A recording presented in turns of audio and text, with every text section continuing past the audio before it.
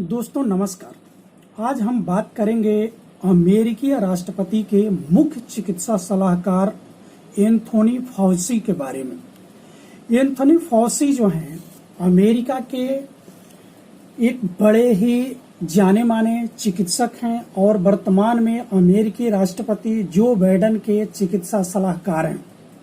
उन्होंने भारत में जो कोरोना महामारी फैली है उसके बारे में अपनी क्या टिप्पणी की है, उन्हीं विषयों पर हम बात करेंगे।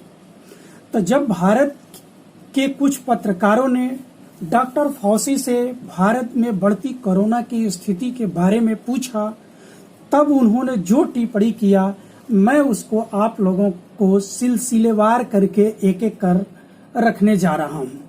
डॉक्टर फाउची कहते हैं कि दुर्भाग्य से अभी तक भारत में 3% लोगों को ही वैक्सीन की दूसरी डोज मिल पाई है, जबकि 10% लोगों को पहली डोज लगी है। इसलिए अपनी क्षमता के अनुसार भारत को अधिक से अधिक वैक्सीन लगाना जारी रखना चाहिए। वहीं वह दूसरी तरफ यह भी कहते हैं कि अभी अधिक से अधिक लोगों को वैक्सीन नहीं लगी है, इसलिए अभी भी लोगों को अपने घरों में मास्क लगा करके ही रहना चाहिए। जिन घरों में वेंटिलेशन की सुविधा नहीं है उन्हें घर के अंदर भी मास्क लगा करके रहना चाहिए, और जिन घरों में वेंटिलेशन की व्यवस्था है उनको घरों में मास्क नहीं लगाना चाहिए। आगे वह कहते हैं कि भारत के जिस क्षेत्र या राज्य में उछाल आ रही है, यानी रोगियों की संख्या तेजी से बढ़ रही है, उसे पूर्णतः बंद कर देना चाहिए। वह यह भी कहते हैं कि यह इसलिए जरूरी है कि कोरोना के चेन को तोड़ा जा सके। यदि हम कोरोना के चेन को इस उपाय को अपनाकर नहीं तोड़ेंगे तो यह भयानक स्थिति धारण कर सकता है। आगे डॉक्टर फाउची कहते हैं कि भारत में अनेक प्रकार के टीके हैं और अनेक प्रकार के टीकों को मंजूरी भी मिल चुकी है, जैसे कोवैक्सीन, कोविशील्ड, स्पुतनिक वी जैसे टीकों को मंजूरी दी गई है। ये टीके जो हैं यदि रोग प्रतिरोधक क्षमता को बढ़ाने में सहायक हो रहे हैं, उस चेन को तोड़ने में सफल हो रहे हैं, तो इन टीकों को मंजूरी देने में कोई दिक्कत नहीं है। यदि इस तरह के और भी टीके भारत को उपलब्ध होते हैं तो उसे भी मंजूरी देनी चाहिए।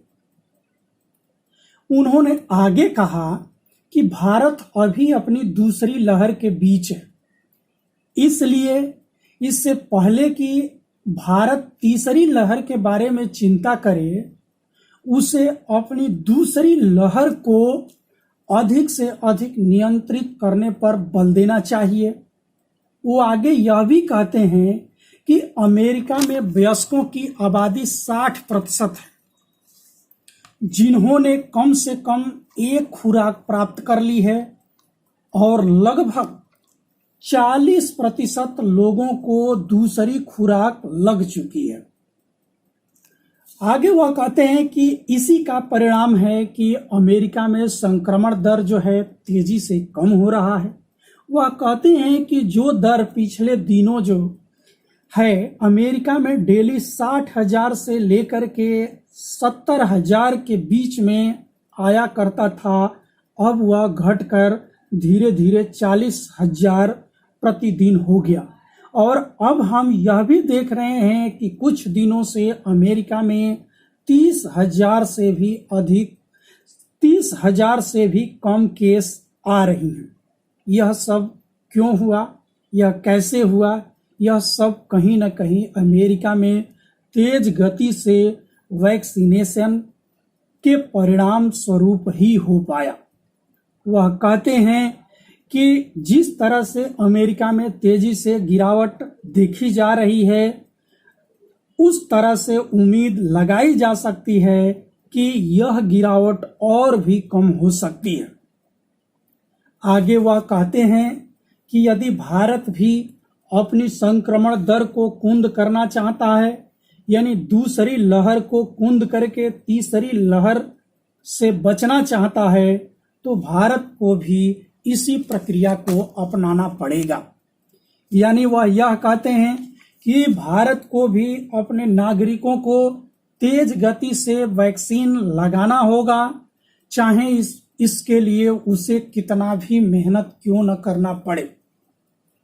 वह आगे यह भी कहते हैं कि भारत जो है जिस स्थिति में है उसको अपने प्रोटोकॉल में भी संशोधन करना चाहिए।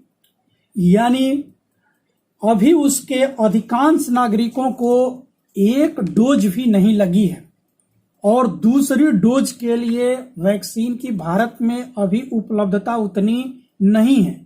इसलिए भारत को अभी भी अधिक से अधिक अपने लोगों को एक डोज के टीकाकरण पर ध्यान देना चाहिए।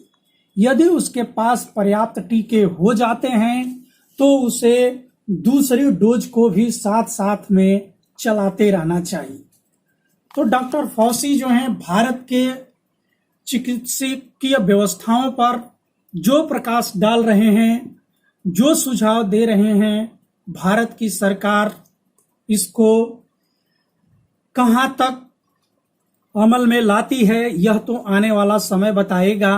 आने वाले समय में भारत सरकार कितने लोगों को कितने कम समय में वैक्सीनेट कर पाती है, क्योंकि वैक्सीन ही एकमात्र ऐसा उपाय है जिससे अधिक से अधिक लोगों का जान बचाया जा सकता है और कोरोना जैसी महामारी को कम से कम किया जा सकता है। तो आप लोगों को डॉक्टर फॉसी का विचार कैसा लगा, और इस चैनल के माध्यम से हमने उनके विचार को आप लोगों के बीच साझा किया। आप लोग जो है यदि आप लोग इस विचार से सहमत हों तो हमारे इस चैनल को लाइक करिएगा, सब्सक्राइब करिएगा, शेयर करिएगा, जिससे और भी ज्ञानोपार्जन आप लोगों का हो सके और अच्छी से अच्छी वीडियो आप लोगों के सामने समय समय पर आती रहे। धन्यवाद, नमस्कार।